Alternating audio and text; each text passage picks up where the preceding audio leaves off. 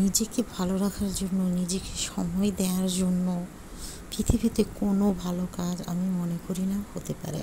আর সেই সাথে হচ্ছে নামাজ কালাম কোরআন সৎ থাকা। কেন বললাম?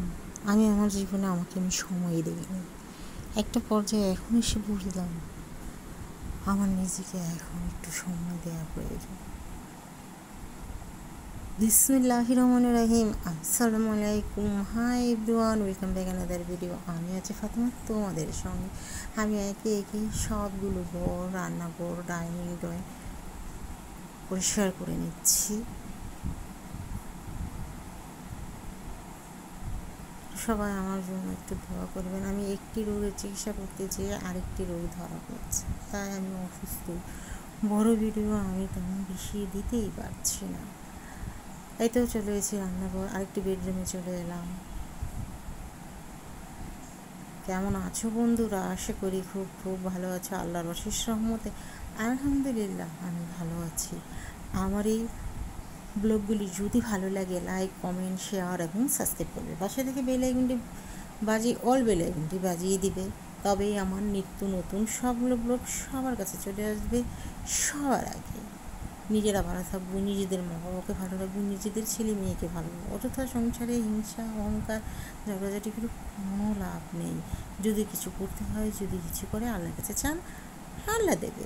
এখানে আমি মাংস ভুনা করব। আমি প্রথমে পেঁয়াজ দিয়ে দিয়েছি, দিয়ে আদা রসুনের পেস্ট দিয়ে আমি মাংসটা খুব ভালো করে ভেজে নিচ্ছি।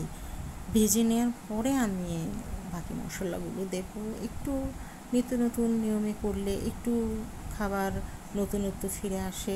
সাথে তো তেজপাতা, গরম মশলা দিয়েই দিয়েছি। এখন হলুদের গুঁড়ো 1/2 টিস্পুন, মরিচের গুঁড়ো 1 টিস্পুন, ধনিয়ার গুঁড়ো 1 টিস্পুন দিয়ে দিলাম মাংসগুলো ভাজা হয়ে যাওয়ার পরে।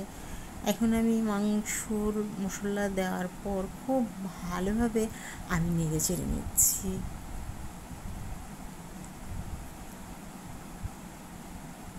আর সেই সাথে ভালো করে কষিয়ে পানি দিয়ে দিলাম। আমি খুব একটা বেশি রান্না করতে পারিও না এখন। এই তো মাংসটা হয়ে গিয়েছে। সাথে গরুর মাংস রান্না করেছিলাম, কিন্তু গরুর মাংস রান্না করেছি, সাথে খিচুড়ি রান্না করেছি। তারপরে এই তো পেটিস খেয়ে নিলাম। এই পেটিসটি ভীষণ মজার। সাথে ছিল জিরা,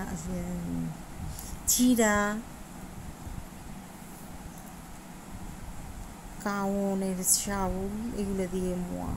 এখানে একটা রুই মাছ, একটা বোয়াল মাছ আনা হয়েছে, সেগুলো একটু দেখে নিলাম। আর আরেকটা কাতলা মাছ এনেছে, সেটা একটু দেখে নিলাম। এখন আমি ভুড়ি ভুনা করে নেব। মেহমান আসবেই, মেহমান দেখলে ভয় পেলে চলবে না, বা বললে হবে না মেহমান কেন এসেছে। তোমার আমার কিছু আসবেই, সেটাই মেনে নিয়ে চলতে হবে। আর মেহমান আল্লাহর তরফ থেকে এটা একটা নেয়ামত, আল্লাহই দেয়। আল্লাহ যখন খুশি হয় মেয়ে সন্তান দেয়, বৃষ্টি দেয়, মেহমান পাঠিয়ে দেয়। আমরা সেটা বুঝতে পারি না। এই তো সবগুলো মশলা একটু একটু করে দিয়ে কষিয়ে আমি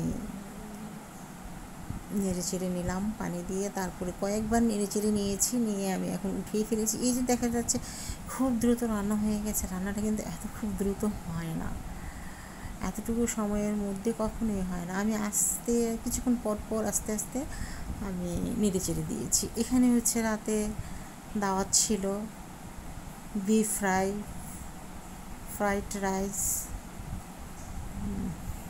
চিকেন ফ্রাই, হোয়াইট সবজি অর্থাৎ সাদা সবজি, কোক।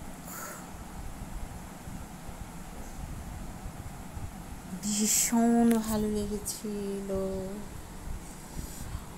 অনেক অনেক বেশি ভালো থাকবে, আমাদের জন্য দোয়া করবে। আমি সবার জন্য দোয়া করবো যেন সবাই অনেক বেশি ভালো থাকে। আসসালামু আলাইকুম, আল্লাহ হাফিজ, আল্লাহ হাফিজ, আল্লাহ হাফিজ।